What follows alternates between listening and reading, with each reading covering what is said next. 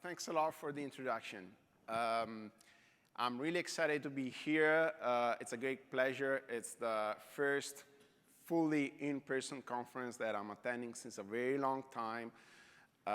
Today, I'm going to talk about an area that we have been working in for the last 4 or 5 years. The name is Intermittent Computing. You might have heard it before.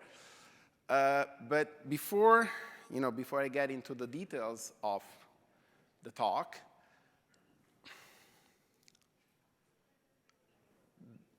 there's something wrong here? OK. So before I get into the meat of the talk, let me tell you a little bit what to expect. I'm intentionally going to be a little provocative today. I want to trigger some discussion, so I might actually end up describing a reality that's a little bit darker than what it is, really. But I really feel that we need to refocus efforts in this area because there's a concrete risk that what we are doing in intermittent computing end up being relegated to an academic exercise.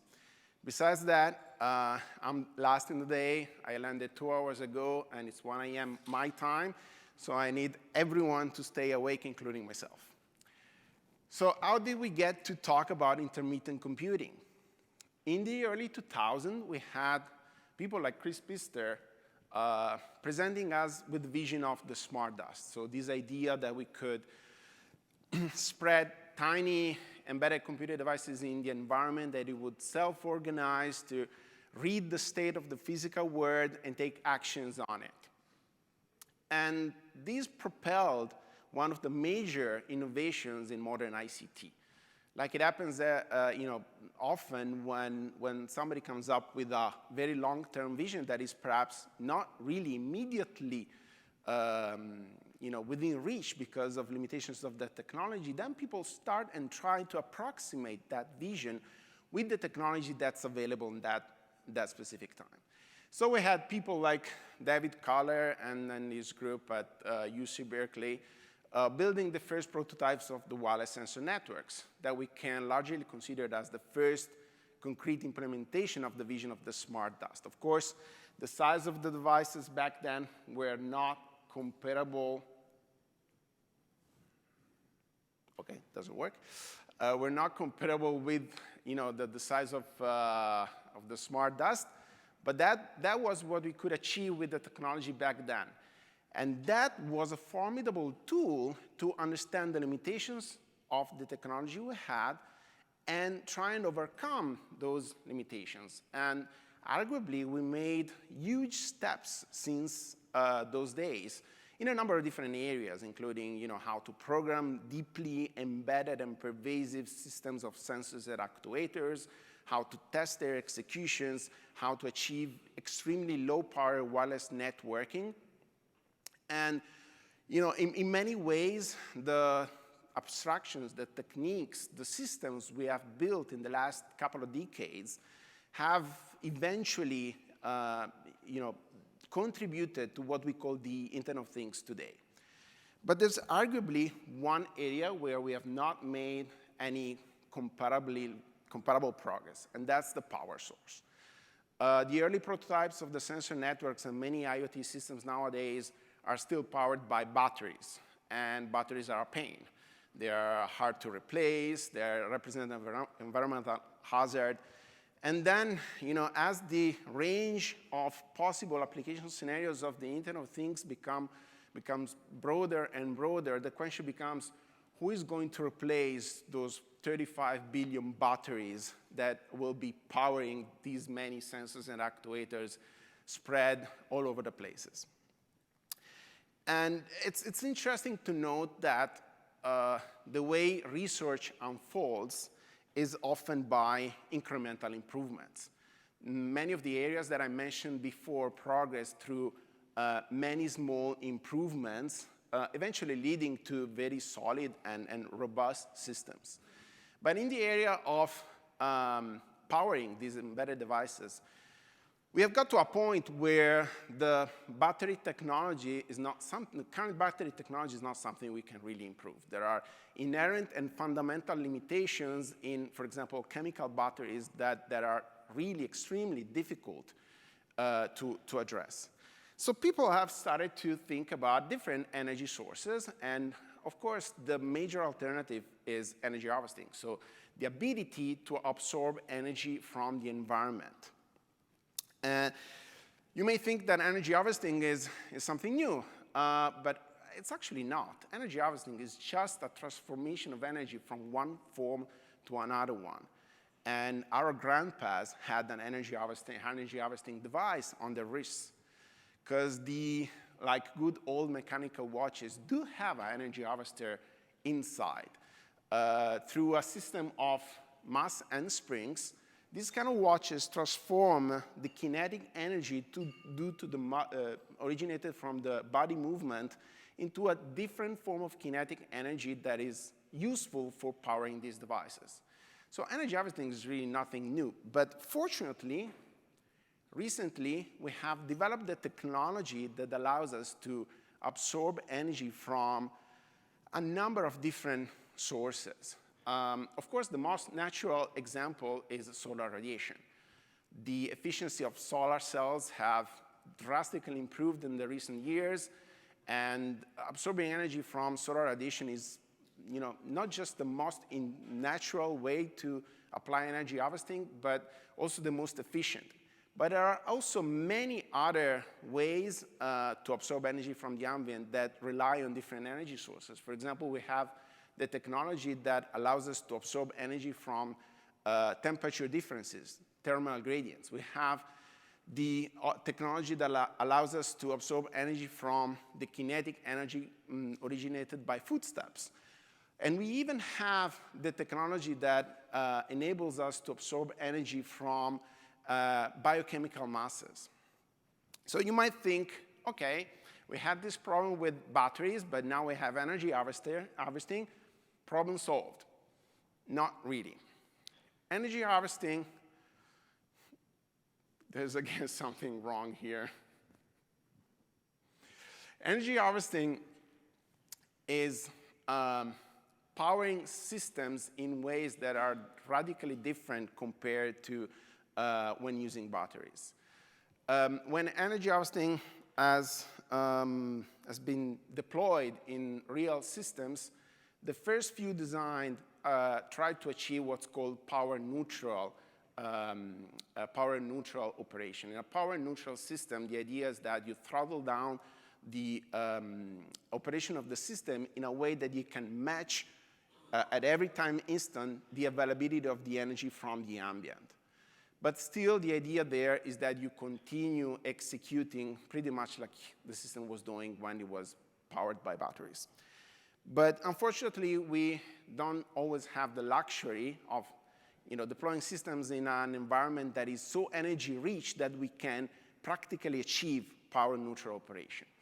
So when we push the envelope and deploy systems in environments that are not energy rich, or we deploy systems whose energy requirements are too high to be matched by the availability of the energy in the environment, we end up with a fundamentally different execution pattern. That's called intermittent computing.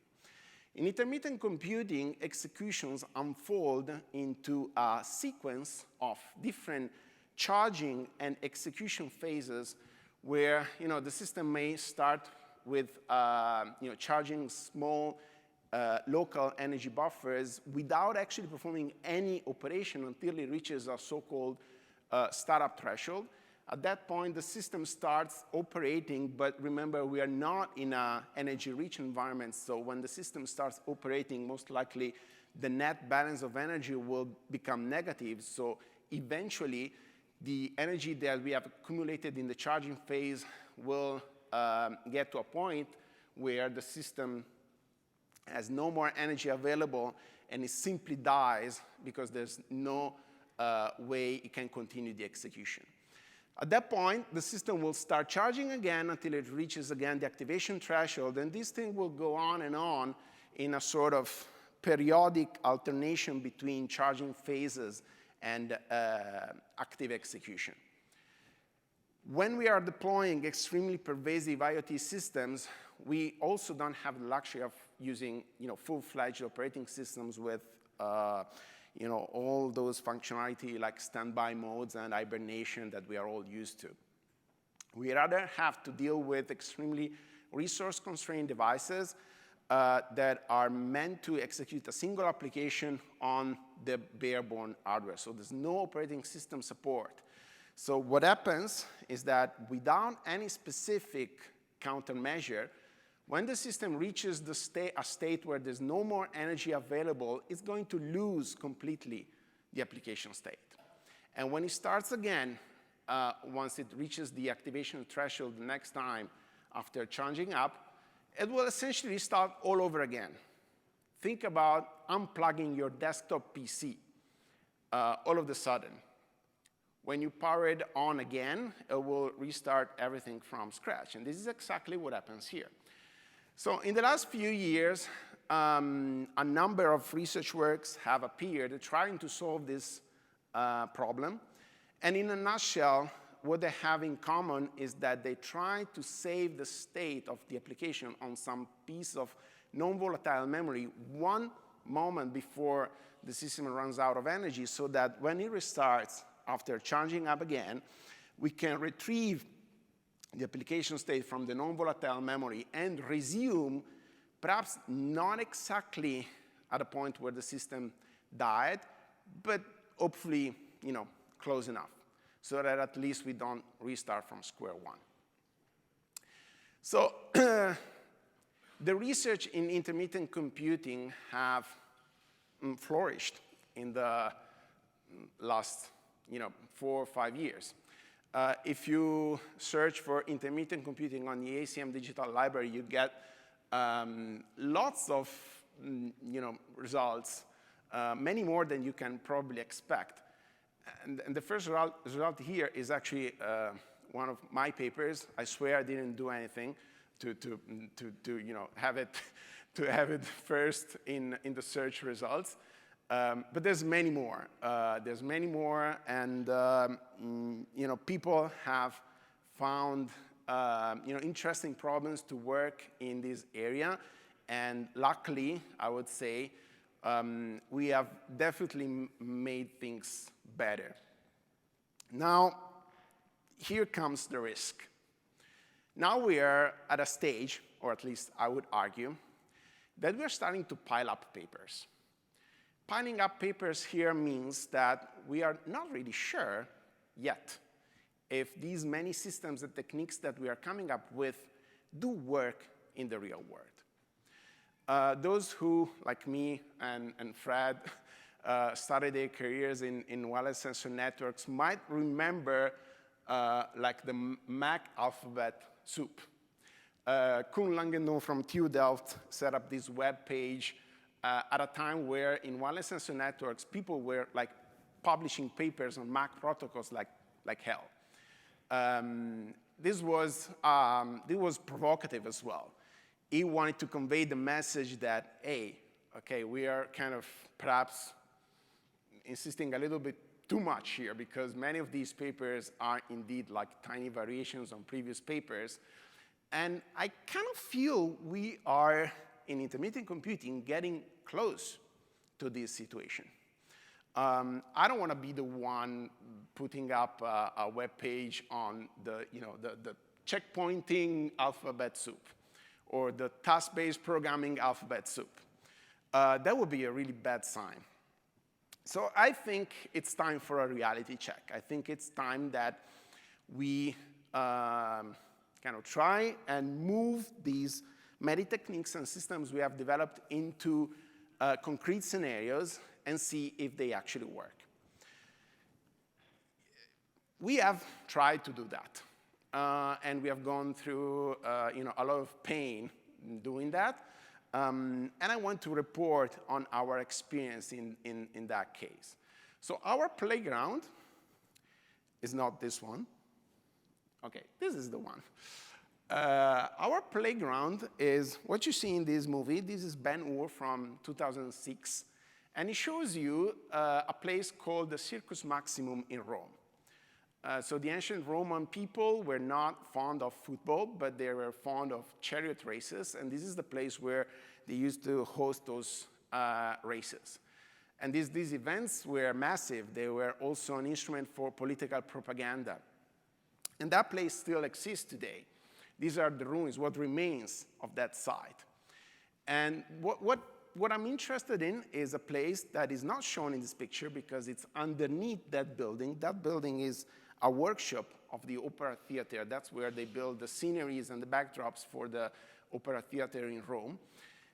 And the place I'm interested in is called Mithraeum of the Circus Maximum. It's an underground archaeological site. It used to be the place where they kept the horses before entering the Circus Maximum. Then it became a place of worship to god Mithra, hence the name Mithraeum of the Circus Maximum. And we got to play with this site because at some point the municipality in Rome wanted to reopen this site to the public, but they also wanted to make sure that the structural integrity and the environment conditions inside the site were good enough for like the general public to access this place. So we ended up placing a number of IoT sensors at different locations, both on next to the barrel vaults that are found at different places in the site, and on the columns that actually support the workshop of the Opera Theater upstairs on top of the ruins of the Mithraeum. And what we did was basically because the municipality wanted to have accurate data on the temperature and the humidity patterns because they were afraid of those dynamics affecting the plaster's layers. And they also wanted to make sure that the vibrations were not affecting the barrel vaults. The vibrations there are abundant. And perhaps you're already kind of thinking about what I'm going to say next. They're abundant because the place is in a pretty trafficked area of Rome. And you can imagine how much vibration the works at the upstairs generate. There were a number of constraints, though, that we had to deal with in terms of placement, form factor, and the fact that the archaeologists were not at all happy with the chemical batteries because, as I'm going to show you in a moment, this place has no ventilation from the outside. So there's quite high level of humidity, and chemical batteries don't like high humidity. The pain I mentioned at the beginning was due to the fact that we had to go through 3 different design iterations to finally get something that was working fine. Those 3 design iterations that I'm going to describe in more detail in a second are here shown just to give you an idea of how much time it took for us to have something that we were happy with, like mid-2020, since the start of the project, which was 3 years before that. These 3 design iterations are named after the 3 major ages of the Roman history, so we call them Kingdom, Republic, and Empire. Let me tell you what each of these design iterations was mainly about. So we started naive, okay? We said, okay, we know how to deploy an IoT sensing system. The technology exists. We are going to get some nice sensor nodes with like more or less off-the-shelf sensors and radios. We're going to power them through batteries, and we're going to like write a bunch of lines of code to have them periodically sense temperature, humidity, and acceleration at a certain rate that was dictated by the archaeologist on our team. We also implemented some like little local processing to aggregate the data before sending it off to the backend so we could save on the overhead of the wireless communication. And we were, okay, fine. we deployed, in the end, 18 nodes in total. The ones shown with the blue triangle here are nodes sensing temperature and humidity, whereas the ones in the red circle are sensing acceleration and inclination. So once we deployed the system, we immediately realized something. We had sort of an epiphany. Wherever there was sufficient energy, the embedded system, when embedded sensing technology worked like a charm. It was, luckily, the good old days of the wireless sensor networks where it was almost impossible to get something working reliably were gone. We thought, okay, the papers like the Hitchhiker's Guide to the Successful Wireless Sensor Network Deployment have indeed taught us something. But the batteries were the major and only aspect that made that specific version of the system unreliable. That was due, again, to the fact the batteries in such a high humidity environment were totally misbehaving. We used to have battery readings that were showing like battery in very good conditions and then almost all of the sudden dying out. We had chemical batteries kind of making a node die and then resurrect a couple of hours later. So the behavior was totally unpredictable. And we were working on intermittent computing already back then. And we said, OK, this is a unique opportunity to see if the body of knowledge, the body of techniques, abstractions, the systems we have with intermittent computing can be applied in a realistic scenario. And look, this is not the usual like solar panel facing the sun. This is an underground site where, forget about solar radiation, of course, but there are very little opportunities for energy harvesting. I'm going to dig deeper into this in a second. So we have been naive because we were thinking, OK, let's swap out the batteries and put an energy harvester instead. We have relied on two different energy sources. One is the thermal gradient happens to be always available between the mithranium here underground. I'm sorry that the laser pointer doesn't work, and a layer of material that's called Roman concrete. It's shown as layer B in the slide. That is found about 40 centimeters down the mithranium and also roughly 10 centimeters down the surface of the circle maximum outside. So what we have discovered there, of course, with the help of the archaeologists, because we are computer engineers, we don't speak Roman concrete, was that these two, the layer on the outside and the layer on the inside of the mithranium are connected. So in a sense, the layer of Roman concrete outside, 10 centimeters below the surface at the circle maximum, was connecting the outside with the mithranium inside. So the Roman concrete was, in fact, acting as a huge thermal guide, propagating the temperature variations of the outside all the way 40 centimeters below the surface at the mithranium. So we built a thermal guide that was able to connect like an off-the-shelf thermoelectric generator we had deployed, so we could essentially exploit the temperature differences between the mithranium, which is usually at constant temperature, and the temperature variations of the Roman concrete that comes from the outside, thanks to the fact that the layer B in the slide is the same that's outside as well. The other energy source that we have tried to rely on were vibrations. In that case as well, we bought off-the-shelf kinetic energy harvester from a company called Revive that we asked to be customized for the specific resonance frequency of the structure that we had figured out with the data we had collected with the first design iteration.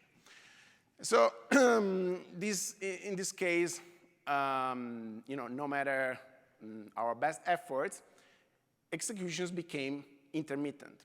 So we had to change the software in a way that it could deal with the fact that executions could stop unpredictably, and we had to save the application state at the right point in time to be able to restart the execution as soon as new energy was available.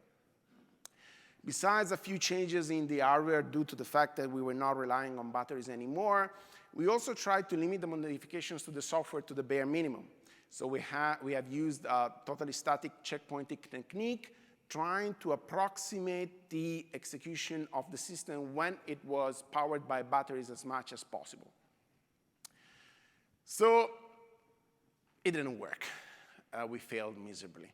We failed miserably because we figured out that when the executions become intermittent, it's the state of the peripherals that becomes the major factor in determining where is energy spent. And look, compared to the number of papers that had appeared in how to checkpoint the application state, there were much fewer papers on how to deal with the state of peripherals when we were working on this system. And as a matter of fact, we didn't really know how to address this specific problem. And then we also figured out that, that there are certain design decisions, like what do you do when you have some energy left, that are not necessarily the same when you use energy coming from the ambient as opposed to coming from a battery. Like when energy is scarce, you don't want to sleep. You want to do something else, because otherwise, what's going to happen, and we have logs telling us that that's the case, when you sleep with some energy left, you're just going to die later. There's not anything that you can do with that little amount of energy you have left when you are done with your specific iteration of the sensing task.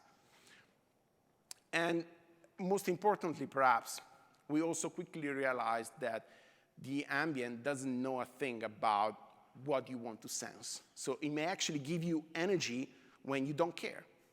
The environment may give you energy at a time where there's nothing interesting to sense. And then when there's something interesting to sense, your devices may not have the energy to sense. So we went back to the whiteboard. So we have thrown away this second iteration. We went back to the whiteboard. And we have come up with a totally different design for both the devices that were in charge of sensing temperature and humidity, and for those that were in charge of sensing acceleration and inclination. So for the devices sensing temperature and humidity, we have come up with hardware-based solution that could give the software a way to decide at what time the system should wake up when there's new energy. The system may then decide, okay, next time I want to wake up, I want to do it when I have this amount of energy available. If I don't have it, I just want to keep waiting until the environment gives me that amount of energy that I think is going to be necessary for accomplishing whatever task I'm interested in. The other major feature here was a way to shut down the device from the software. This is not something you see. This is really stupid, but this is not something we had seen in the literature. Instead of sleeping, we wanted to give the program the ability to say, OK, I'm done with whatever I had to do at this point in time. Let me shut down now. And this is not something that, surprisingly, was available in any of the platforms that we had available, that we had access to at that time. For the devices sensing inclination and acceleration, we came up with a design using a secondary piezoelectric device that was not used to harvest energy, but as a wake-up device. The idea here is analogous to wake-up radios. When you use wake-up radios, you essentially have a secondary radio that acts as a wake-up signal. And that wake-up radio is so low power that you can afford to keep it on all the time. This secondary piezoelectric element was there to generate a little bit of energy whenever there was a vibration in the environment that we were interested in, triggering everything else, triggering the main device that was then ready to sense whatever we thought was interesting to record. The other change we had there was a way to inform the program on how much energy was available when the piezoelectric element was triggering the device. Because unlike the first design, here the program was not in charge of determining when to start. This device could start at any time just because this secondary piezoelectric element was triggering the device, thinking that it was something interesting to sense in the environment. So the program here had to have a way to be informed of how much energy was available at the time when the device was being activated. The hardware design went hand in hand with a complete redesign of the software. Instead of using a static checkpoint technique, we turned to a different programming style based on tasks. Tasks are, in a nutshell, you could think of a task as a loosely coupled unit of computation that exchanges data with other tasks through asynchronous operations. In this case, we had like simple, non-volatile queues in between different tasks. And the program was refactored into three main tasks. One was the sensing task in charge of recording the data from the sensors, and we gave it maximum priority, meaning that whatever the device was activated, that was the first task to be scheduled. The other two tasks in charge of processing the data and sending it off to the backend were connected through these non-volatile queues, but they were given lower priority because what we wanted to make sure was not to miss any relevant data. And as long as there was still space in the queues, this actually worked because we kind of eventually observed that the environment was, say, benign enough with us to eventually give us enough energy to run also the lower priority task and not to overflow the queue between the sensing and the processing tasks. So through the work on the third design iteration, we learned that determining how much energy you need and when and for which operation was paramount. I'm going to show you in a second that this system worked much better than the first design iteration using energy harvester, and it's still working there almost 5 years after we initially deployed it, without any of us ever touching it. So this is a system that's been running for 5 years without any of us doing any maintenance to it in a totally self-sustained way. It was then fundamental to make sure that the operation you do perform when you have the energy to do that. So you then end up in situations where you wish to do something, but you don't have the energy to do that. And activating peripherals only when they're needed was also useful to save on the energy overhead for retaining the state of peripherals. And finally, the coupling between the energy sources and whatever quantity you sense in the environment is key, if there is one. So does it work? Let me show you some quantitative results.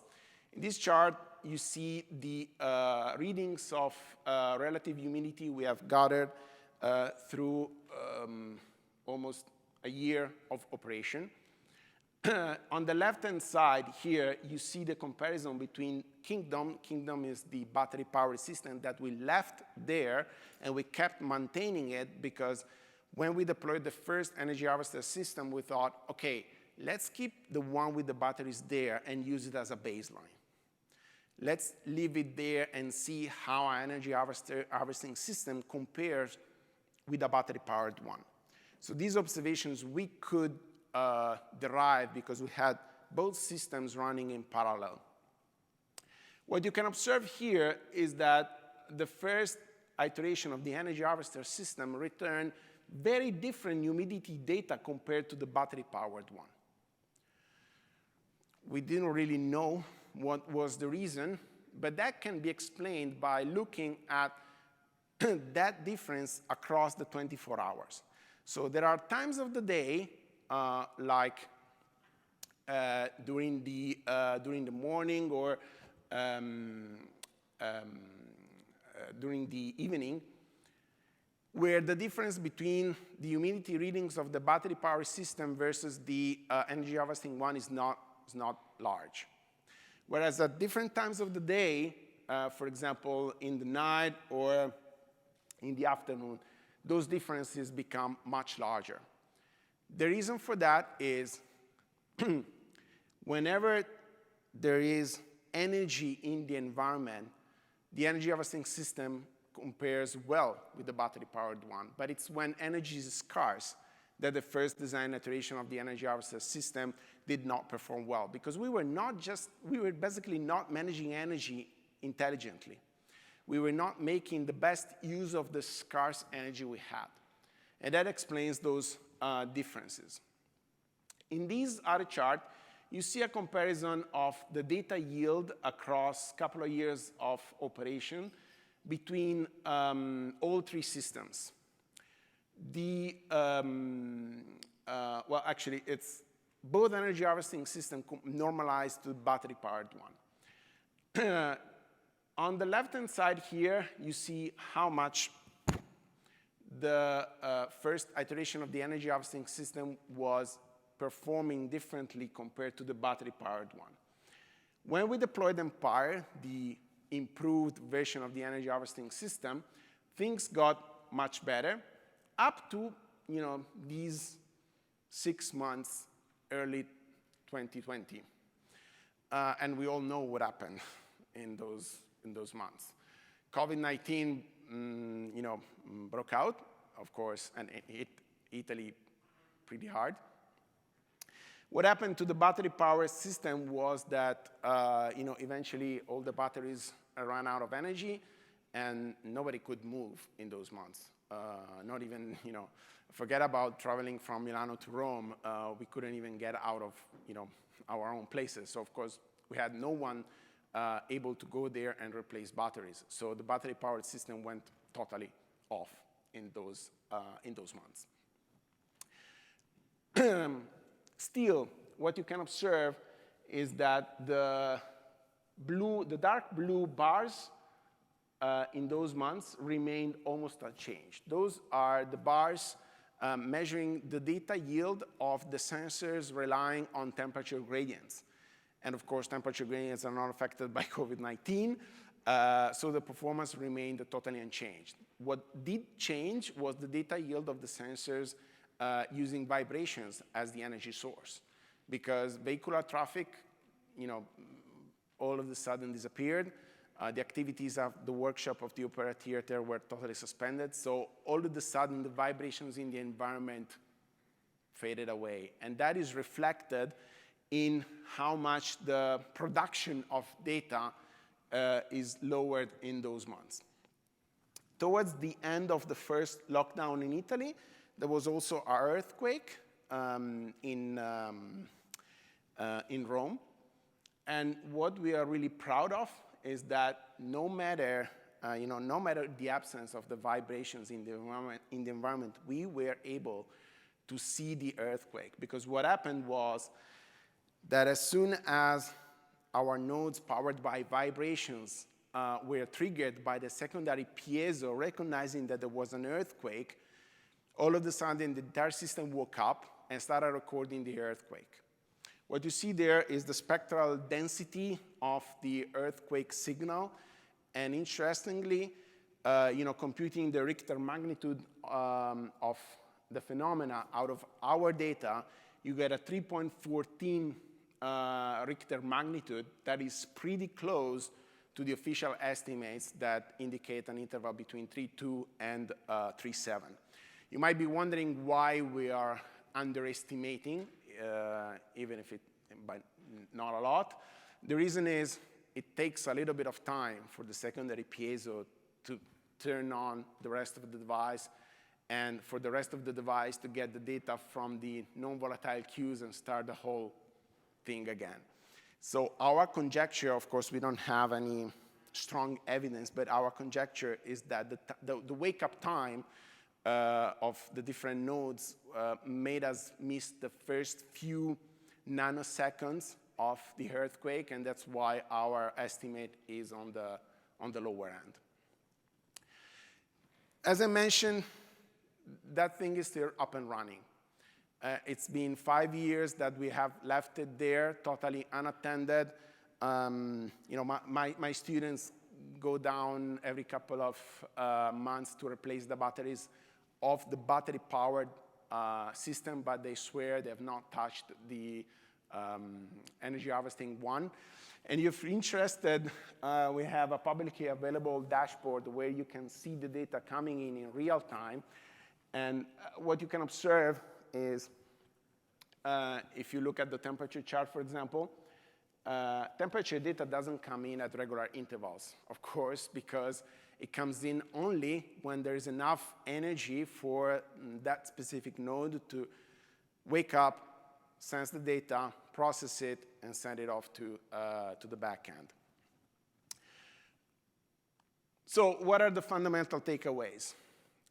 What we have realized in this experience is that we need to be a little bit more practical. Many of the research works that have appeared in this area present general concepts, abstractions that tend to be application agnostic and aim for the most general case. And I'm guilty myself. I published papers like that. I know what I've done. And I know that when you come up with a new programming model, new programming abstraction, the first goal is not to make it too specific. But we are perhaps erring on the side of being too general instead. We may be good with general concepts, but we need to make implementations application specific. And this is a challenge per se, because the gap between an abstraction that is general and an implementation that is instead highly tailored and customized for a certain deployment setting may be really hard and perhaps really wide, and perhaps we need to start thinking about ways to make the process of transitioning from a general abstraction to an application-specific implementation at least semi-automatic. So if there's one thing that we have learned in this experience is that at some point we need to put things into the real world. We need to put things. We need to challenge what we have done. We need to try and see if the techniques and the systems we have developed do work for real. What we have come up with in this specific deployment experience, of course, builds on many of the existing papers. We have taken, though, bits and pieces from many different places. We have taken this from that specific task-based programming abstraction. We have taken that from that specific technique to handle peripheral states. We have come up with something on our own. It was just like putting together a puzzle, putting together little pieces coming from many different places, because there was no one thing that we could use as a complete platform to build this specific application.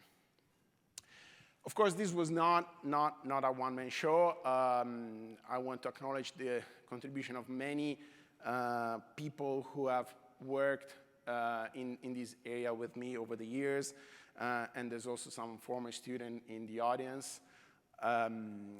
It was really a team effort, and if there's perhaps one thing we can discuss afterwards is also the fact that putting things in the real world takes a lot of time and effort. I understand that you might be reluctant to do that. I understand that you might be concerned by the effort that's required for doing that, but it's a necessary step for this area to prosper. Okay?